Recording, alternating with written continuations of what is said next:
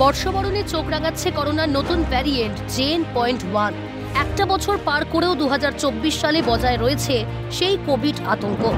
কেন্দ্রীয় স্বাস্থ্যমন্ত্রক সূত্রে খবর, 1 জানুয়ারি নতুন করে 13 জন করোনা আক্রান্ত হয়েছেন।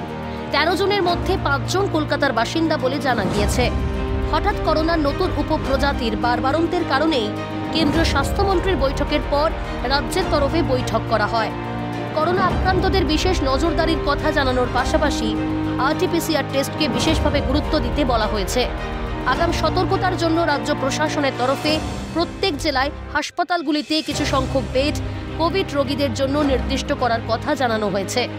ইতিমধ্যেই করোনা মোকাবিলা করতে মাঠে নেমে পড়েছে উত্তরবঙ্গ মেডিকেল কলেজ ও হাসপাতাল। নতুন করে সাজিয়ে তোলা হয়েছে কোভিড ওয়ার্ড। দেশের বিভিন্ন রাজ্যের পাশাপাশি এ রাজ্যেও করোনার থাবা পড়েছে। ইতিমধ্যে আক্রান্ত হচ্ছেন অনেকেই। সেই খবর যেমন সামনে আসছে, তার পাশাপাশি এই বাংলা থেকেই একজনের মৃত্যুর খবর সামনে আসছে। এই পরিস্থিতিতে আতঙ্ক এবং উদ্বেগ ক্রমশ বাড়ছে। তবে উত্তরবঙ্গের পরিস্থিতি স্বাভাবিক রয়েছে বলেই জানাচ্ছেন স্বাস্থ্যকর্তারা।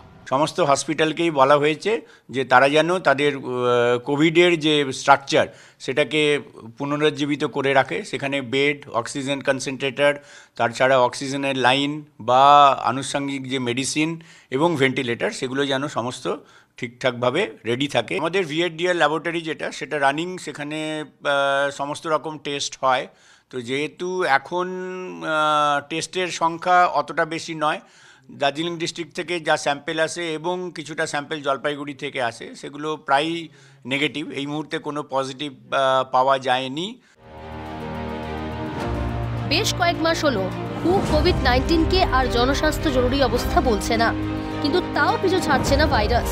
এই পরিস্থিতিতে স্বাস্থ্যবিধি মেনে চলার পরামর্শ দিচ্ছেন চিকিৎসকেরা। মাস্কের ব্যবহারের পাশাপাশি অযথা ভিড় এড়িয়ে চলার কথা জানিয়েছেন তারা।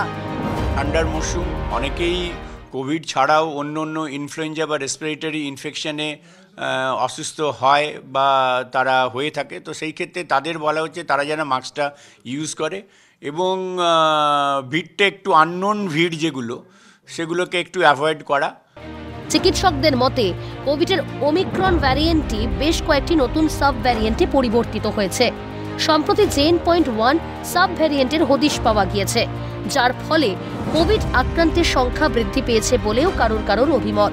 যদিও বিশেষজ্ঞরা এখনই এটিকে একটি নতুন তরঙ্গ বলছে না। তবে আতঙ্কিত হওয়ার দরকার নেই বলেই মনে করছেন স্বাস্থ্য পরিষেবার সঙ্গে যুক্ত বিশেষজ্ঞরা। শিলিগুড়ি থেকে ক্যামেরায় সৌমেন্দু মজুমদারের সঙ্গে নিতাই সাহার রিপোর্ট, ক্যালকাটা নিউজ।